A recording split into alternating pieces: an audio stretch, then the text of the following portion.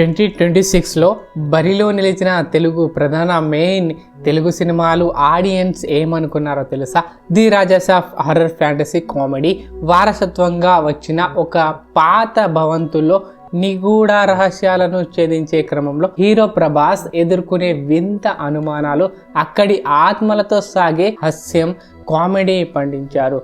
And next మన శంకర వరప్రసాద్ గారు national క్యూరియాసిటీతో officer Shankar Varaprasad Chiranjeevi కొన్ని మనస్పార్థాలతో వాళ్ళ భార్య నయనతార పిల్లలకు దూరం అవుతాడు. ఒక స్కూల్లో పీటీ మాస్టర్ గా చేరి కుటుంబానికి దగ్గర అవుతాడు. అనగనగా ఒక రాజు ఆడంబరమైన పెళ్లి కొడుకు నవీన్ పోలిశెట్టి తన వివాహ వేడుకల్లో ఎదుర్కొనే గందరగోళ పరిస్థితులు, నేటి తరం పెళ్లిళ్లపై హడావిడిగా హాస్యంగా చూపిస్తూ సాగే పూర్తి స్థాయి వినోదం ఇది. భర్త మహాశయులకు విజ్ఞప్తి. రవితేజ వివాహ బంధంలో వచ్చే చిన్నపాటి పొరపాట్లు, భార్య భర్తల మధ్య సాగే ఫన్నీ గొడవలు మరియు హీరో రవితేజ తన వైవాహిక జీవితాన్ని చక్కదిద్దుకోవడానికి చేసే ప్రయత్నమే ఈ భర్త మహాశయులకు విజ్ఞప్తి. నారీ నారీ నడుమ మురారి. తన ఇంట్లో మహిళల తల్లి, భార్య, సోదరి మధ్య నలిగిపోయే ఒక యువకుడి కథ. కుటుంబ సభ్యులందరినీ మెప్పించడానికి అతను పడే ఇబ్బందే ఇది. కామెడీ మాత్రం చాలా బాగా పండింది ఈ మూవీలో. ఈ ఏడాది సంక్రాంతి విన్నర్ గా మెగాస్టార్ చిరంజీవి గారు నటించిన మన శంకర వరప్రసాద్ గారు. ఈ మూవీ నిలవడం కారణమైతే సంక్రాంతికి వచ్చిన సినిమాల కంటెంట్